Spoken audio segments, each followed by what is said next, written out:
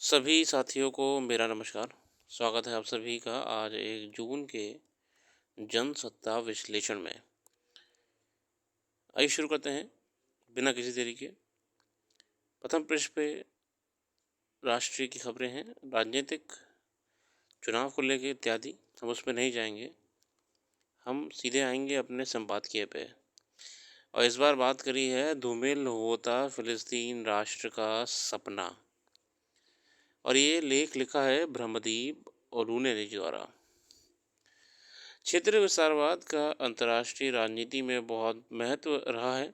राजनीतिक सत्ताएं इसे सैन्यवादी विचारधारा से पोषित करती हैं, जिसके अनुसार यह माना जाता है कि शक्ति से ही शांति आती है। मध्य पूर्व में इजराइल विस्तारवाद की रणनीति को आत्मसात कर चुका है।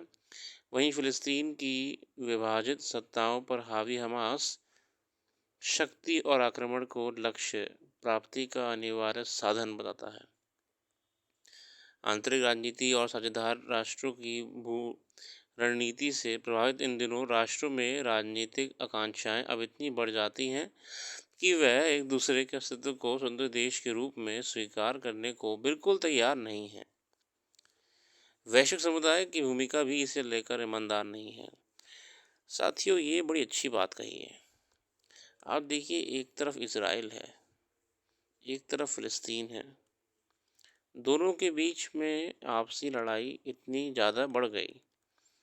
अब पैलेस्टाइन ने मतलब कि हमास ने, क्योंकि देखिए हमास तो वहाँ पे इलेक्ट होके आई थी, तो हम पैलेस्टाइन ही बोलेंगे। हमास वहाँ पे लोग लाए थे हमास को। इसराइल इसीलिए और पीछे पड़ गया है पैलेस्टाइन के, क्योंकि इसराइल तो ये मान रहा है भैया, जिन लोगों ने हमास को वहाँ पे बिठा रखा है, हमास को अपने आदमी सब आदमी देते हैं। अरे हमास में सब रिक्रूटमेंट सब पैलेस्टाइन के लोग ही तो आते हैं। तो फिर इसराइल तो ये कहता है भाई साहब, हम इन्हें भी दुश्मन मान रहे हैं अपना। अब दोनों के बीच में देखिए कैसे अक्टूबर में जो घटना हुई थी, हमास ने करी थी पैलेस्टाइन बैकिंग के साथ में,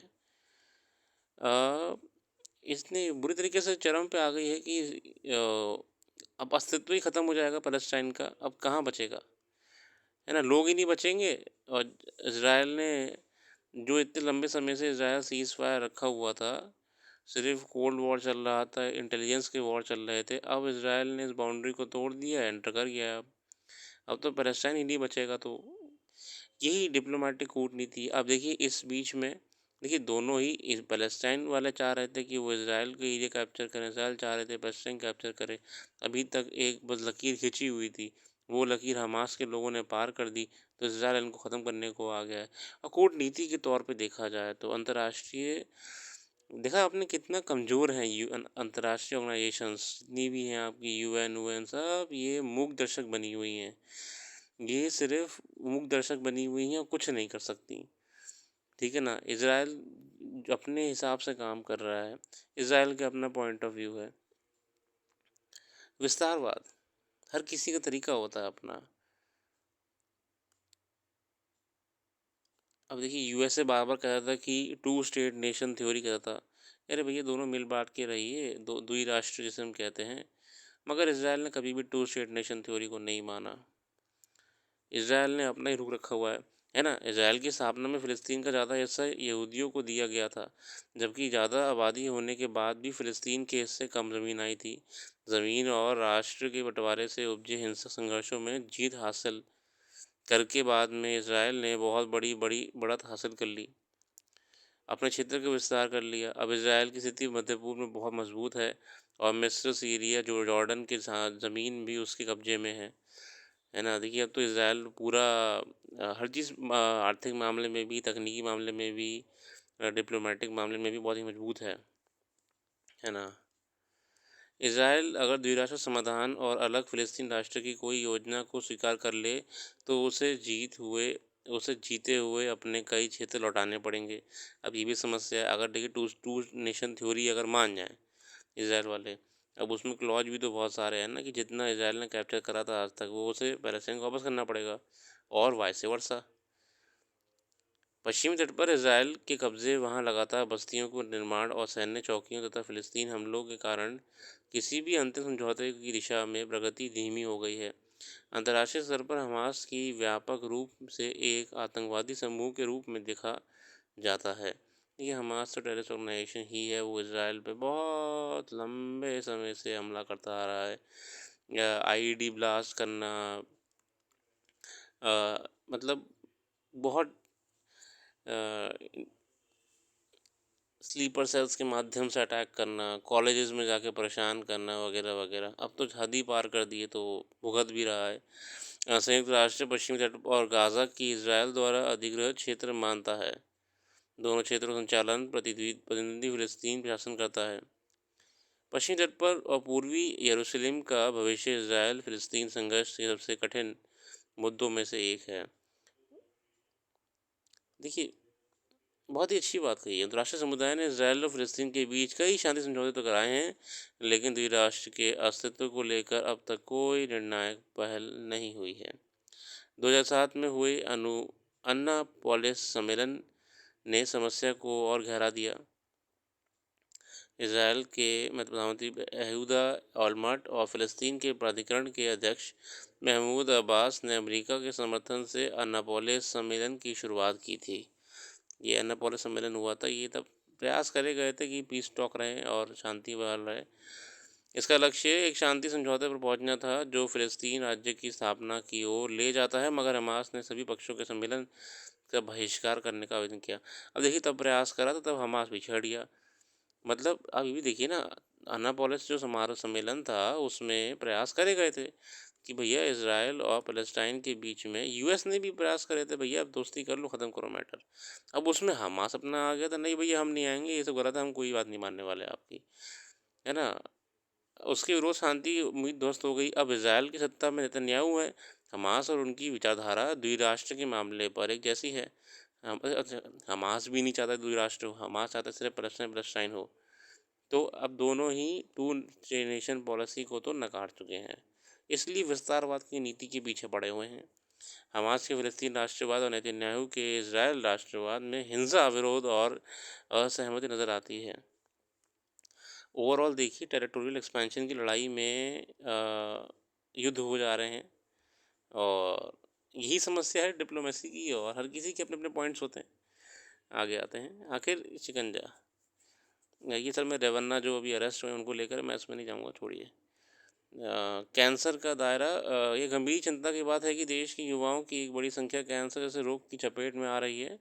ये स्थिति तब है जब पिछले कुछ दशक के दौरान आय के स्तर से लेकर खान पान और रहन सहन आदि के मामले में ज़्यादातर लोगों के बीच गुणात्मक सुधार देखा गया है। मगर इसके समानांतर ये भी सच है कि इसी बीच सुविधाओं के विस्तार के साथ साथ एक बड़ी आबादी खाने पीने की चीज़ों और जीवन शैली को लेकर लापरवाही हुई है। अच्छा, ये कहना चाह रहे हैं कि देखो यार, जब लाइफस्टाइल इतना बढ़िया हो गया है, अर्निंग इतनी बढ़िया हो गई है, खाना बढ़िया बढ़िया खा रहे हैं, तो भी समस्या हो रही है। और समस्या हो रही है जीवन शैली को लेकर, बीमारियां बढ़ रही हैं, कैंसर बीमारियां बढ़ रही हैं। कह सकता है कि इसी तरह के अध्ययन से कैंसर के प्रति लोगों को जागरूक करने का और देश कैंसर मुक्त बनाने की सहायता मिल सकती है। मतलब बहुत सारे प्रयास करे जा रहे हैं, और ये समस्या थी कि इंडिया में नहीं, यूरोप में भी दिख रही है। यूके में, लंदन में बहुत कैंसर केसेस आ रहे हैं। इवन जो किंग हैं उनका भी हाल ही में कैंसर को लेके डायग्नोस हुआ था, और बहुत केसेस बढ़ रहे हैं। स्वास्थ्य की समस्याएं तो आए दिन चर्चा में आ ही रही हैं। भारत ने ब्रिटेन से 100 टन सोना घरेलू तिजोरियों में पहुंचाया है। ब्रिटेन की तिजोरियों में ना बहुत सारा सोना रखा था हमारा, हम उसे ले आए हैं वापस। भारत ने वित्त वर्ष 23-24 में ब्रिटेन में रखे अपने 100 टन सोने को घरेलू तिजोरियों में पहुंचाया है। सूत्रों को शुक्रवार को ये जानकारी दी। ये 1991 के बाद सोने का सबसे बड़ा स्थानांतरण है। ये ऐसे में वहाँ पे तिजोरी में रखा हुआ था हमारा सोना। यहाँ वहाँ पता है, एक वहाँ पे सिटी ऑफ लंदन है, एक प्राइवेट सिटी है पूरी, एक पूरी प्राइवेट सिटी है। मैं लंदन नहीं बोल रहा हूँ, लंदन आप मत समझना, लंदन तो शहर वो नहीं, एक वहाँ पे सिटी ऑफ लंदन के नाम से है, सिटी ऑफ लंदन के नाम से। ये अलग ही शहर, यहाँ पे है वो बैंक जहाँ पे हमारा सोना रखा हुआ है। यहाँ पे सिर्फ कुछ खास चीज़ें ही हैं। लंदन तो अपने आप में बहुत बड़ा है, वो नहीं कह रहा हूँ, एक सिटी ऑफ लंदन है। यहाँ पे जितने मुख्य मुख्य बैंक्स हैं और मेन मेन बड़े ऑफिसेस हैं, यहीं पे हमारा सोना रखा हुआ था जो हमने वापस मंगा लिया है ना। अमेरिकी राष्ट्रपति को दोष उनका साबित उनके गिल्टी कहा गया है ना, गिल्टी जितने। मगर इसमें पता है खास बात की, जिनको जिन जिन अपराधों में गिल्टी करा है या दोषी करा गया है, वो अपराध बहुत ही कम तीव्रता के होते हैं। जैसे वहाँ पे क्लास ई कहते हैं, क्लास ई क्राइम कहते हैं, फेलनी कहते हैं। आपको इसके बारे में जानना है ना, तो आपको मैं जो हमारी दूसरी वेबसाइट है MRMLXP.in, इस पर जाकर पढ़ लेना आप, इसके बारे में पूरा मैंने बताया हुआ है। बेसिकली इनको जेल नहीं होगी, जेल तो मुश्किल होना है, वकील इनके अगर सही रहे तो छोटा मोटा टर्म काट के आ जाएंगे, बाकी बेल पे इनको प्रोबेशन या रुपए देकर, मतलब रुपए मतलब कि बेल बेल बॉन्ड वगैरह होते हैं, बाहर आ जाएंगे ये कम देखिए तो। इतनी समस्या नहीं है, जेल तो मुश्किल है। कोर्ट्स इतना भी ध्यान रखते हैं, ये राष्ट्रपति आदमी है, इसको ज़बरदस्ती परेशान नहीं कर सकते। बाकी खेल जगत की खबरें हैं, उसमें देखें तो पेरिस ओलंपिक के लिए निशांत ने जो मुक्केबाजी में अपना टिकट कंफर्म कर लिया है। अभी देखिए पेरिस ओलंपिक 24 में होने वाला है ना, पेरिस में होंगे ओलंपिक्स आपके, तो इसी के वो चल रहे हैं क्वालिफाइंग राउंड्स वगैरह। तो आए दिन कोई ना कोई खबर आ रही है, तो हमारे जो कंटेस्टेंट्स हैं वो क्वालिफाई कर रहे हैं, उनको वहाँ पे खेलने के लिए अनुमति मिल जाएगी। बाकी अच्छे अच्छे रखते हैं, जो भी करंट अफेयर हमने डिस्कस नहीं करी वो आपको हमारी वेबसाइट पे मिल जाएगी। वेबसाइट का लिंक डिस्क्रिप्शन में मौजूद है। अपना कीमती समय देने के लिए बहुत बहुत धन्यवाद। आपका दिन शुभ हो।